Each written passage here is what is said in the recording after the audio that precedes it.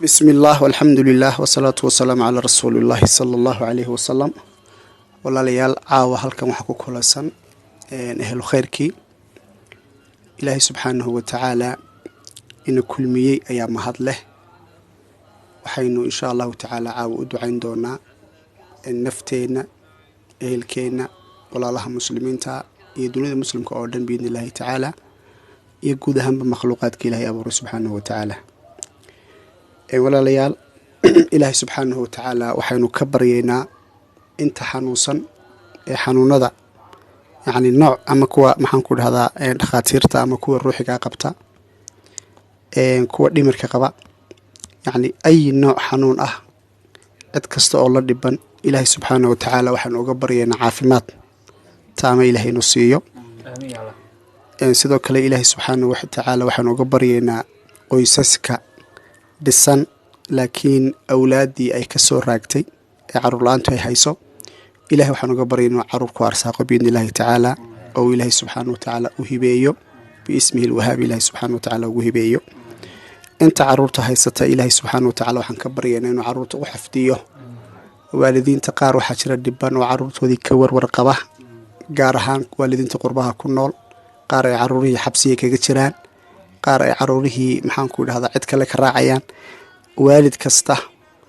oo ka murugoonaya oo jecel caruurtiisa ilaahay subxaana watacaala inuu xafido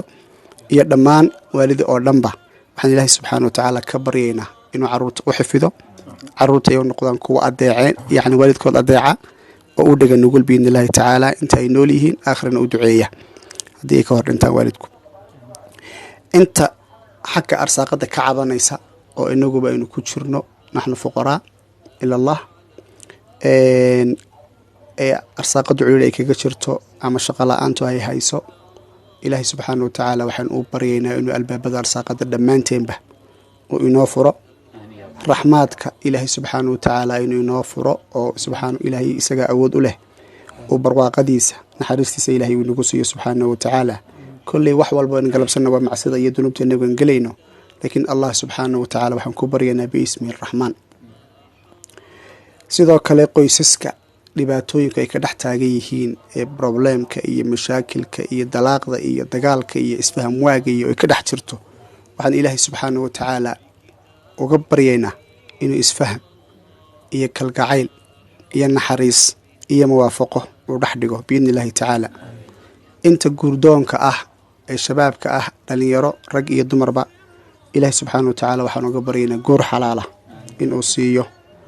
guud ahaan wadamada islaamka iyo wadamada aynu kala joogno ilaahay subxaana watacaala waxaanu ka baryaynaa inuu nabadgeliyo taama inagu siiyo shar dhammaantiina biidni illaahi tacaala uu ilaahay ina dhaafiyo ugu dambayn walaalayaal waxaan ilaahay subxaana watacaala ka baryaynaa si guud iyo si gaar ahaaneedba inuu khaatimada khayr ilaahay subxaana watacaala inugu khatimo بإذن الله تعالى وصلى اللهم على سيدنا ونبينا محمد وعلى آله وصحبه وسلم تسليما كثيرا سبحان ربك